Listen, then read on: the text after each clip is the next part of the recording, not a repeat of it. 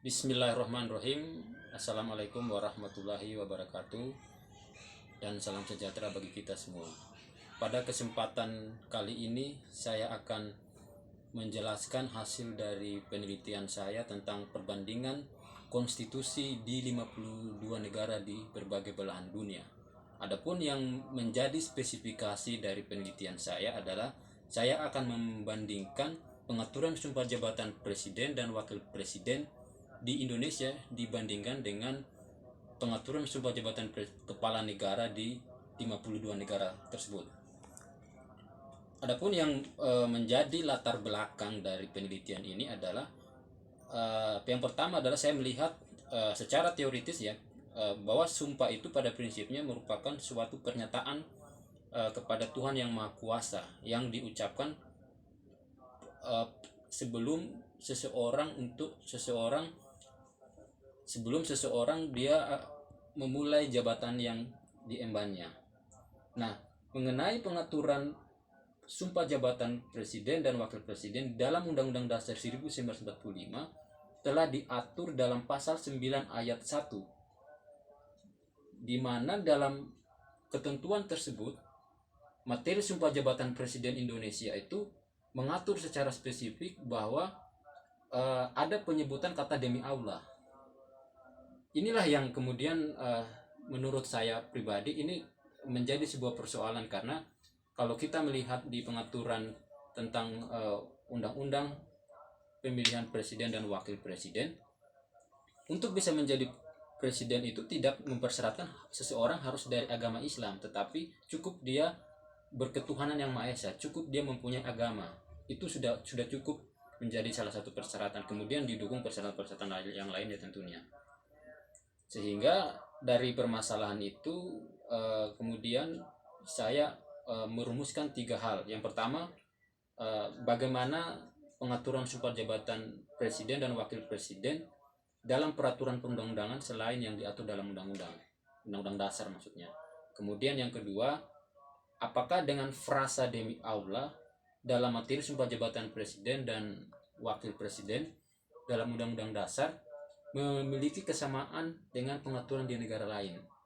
Dan selanjutnya yang ketiga, bagaimana pengaturan sumpah jabatan kepala negara dalam konstitusi di berbagai negara. Oke, lanjut.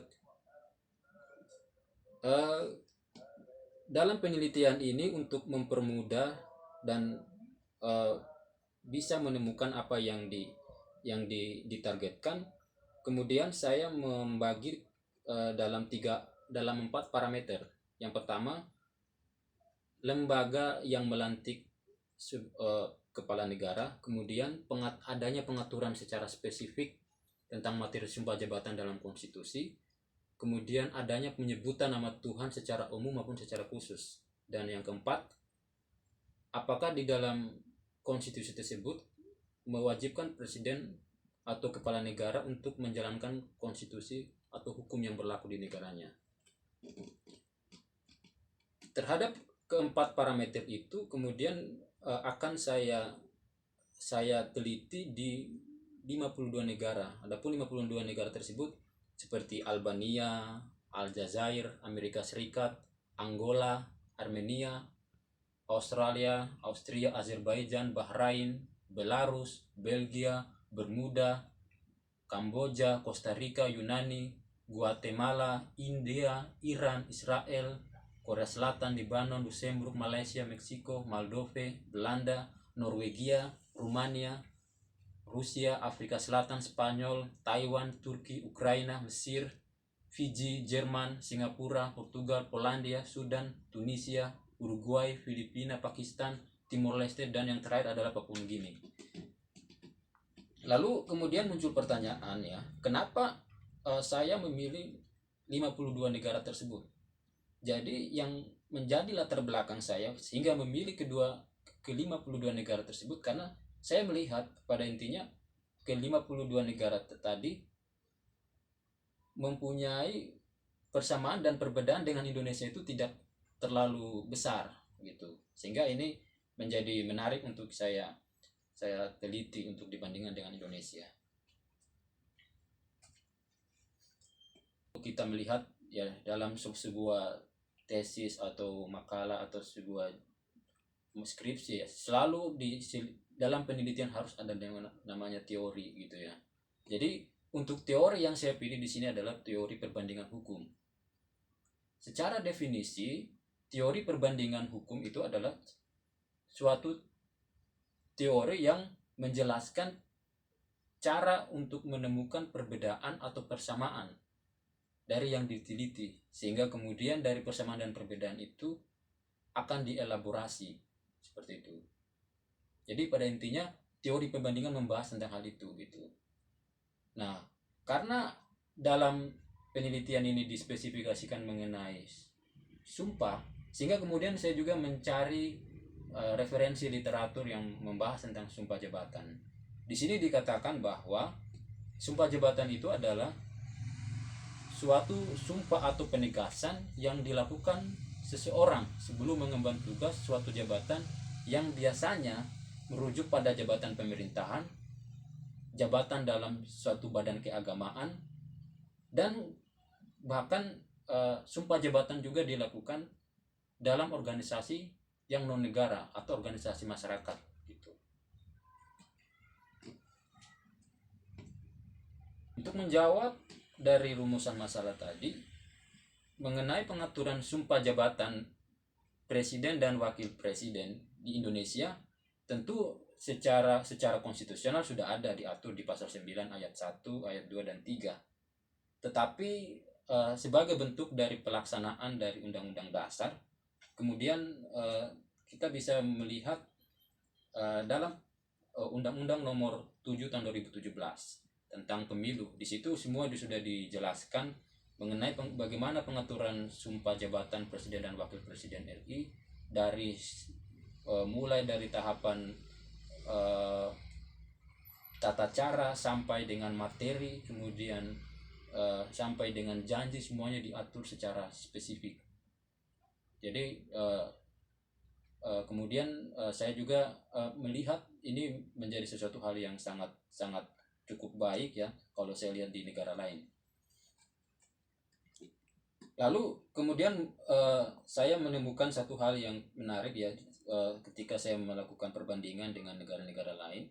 Ternyata Indonesia itu satu-satunya negara di antara 52 negara yang saya teliti yang tidak hanya mengatur materi sumpah jabatan secara spesifik, tapi juga mengatur mengenai janji presiden. Artinya ketika presiden mengucapkan sumpah, dia harus pula mengucapkan janji, dan janji pun itu diatur secara spesifik di dalam Undang-Undang Dasar. Dan ini saya tidak menemukan pengaturan seperti ini di negara lain. Nah, kemudian dari rumusan masalah tersebut saya menemukan ternyata di dunia ini atau dari 52 negara yang saya teliti itu hanya ada satu negara yang mempunyai kesamaan dengan Indonesia dalam hal pengaturan sumpah jabatan itu. Penyebutan nama Tuhan itu dispesifikasikan gitu. Artinya Tuhannya itu hanya untuk agama tertentu saja. Kalau di Indonesia agama tertentunya Islam, sama seperti di Iran juga, di sana juga mengatur bahwa Tuhan yang menjadi dasar kalimat yang terdapat dalam kalimat sumpah itu adalah Allah juga, seperti itu. Tentu kalau kita bandingkan dengan Iran, di samping memang kita menemukan persamaan tadi yang mengenai penyebutan nama Allah, di sisi lain ternyata Iran juga mempunyai perbedaan gitu. Artinya perbedaannya ini yang terletak pada lembaga yang melantik kepala negara atau presiden. Kalau di Indonesia kita sudah jelas lihat ya, kalau di dalam konstitusi bahwa yang melantik presiden dan wakil presiden itu bisa MPR, bisa DPR, dan bisa Mahkamah Agung. Sementara kalau di Iran dia memang hanya satu lembaga, yaitu Mahkamah Agung. Artinya mereka di sini hanya melibatkan lembaga yudikatif. Kalau kita di Indonesia lembaga yudikatif dilibatkan, eksekutif, legislatif lebih-lebih. Oleh karena itu, dari penjelasan-penjelasan tersebut, saya kemudian mengambil satu kesimpulan bahwasanya pengaturan sumpah jabatan presiden dan wakil presiden di Indonesia itu sudah diatur di dalam undang-undang tentang pemilu, dan dalam undang-undang tersebut mengatur lebih rinci daripada di undang-undang dasar. Hanya memang kalau kita lihat secara materi sumpah, kemudian juga mengenai materi dari janji, pada prinsipnya sama, tidak ada yang beda gitu. Lalu kemudian dari 52 negara yang saya teliti itu, ternyata hanya Iran yang mempunyai kesamaan dengan Indonesia terkait dengan penyebutan nama Allah gitu. Kemudian yang terakhir adalah pengaturan sumpah jabatan di berbagai negara mempunyai karakteristik yang sangat berbeda. Sebagian besar tentunya menyebutkan lembaga yang melantik kepala negaranya, kemudian menyebut nama Tuhan secara umum, kemudian terdapat pengaturan kewajiban presiden untuk menjalankan konstitusi dan hukum. Sedangkan negara lainnya bahkan ada yang tidak mengatur lembaga yang melantik kepala negara, kemudian tidak menyebut nama Tuhan, dan kemudian juga tidak mengatur secara spesifik mengenai materi sumpah jabatan kepala negara atau presiden. Demikian yang dapat saya jelaskan pada kesempatan kali ini. Assalamualaikum warahmatullahi wabarakatuh.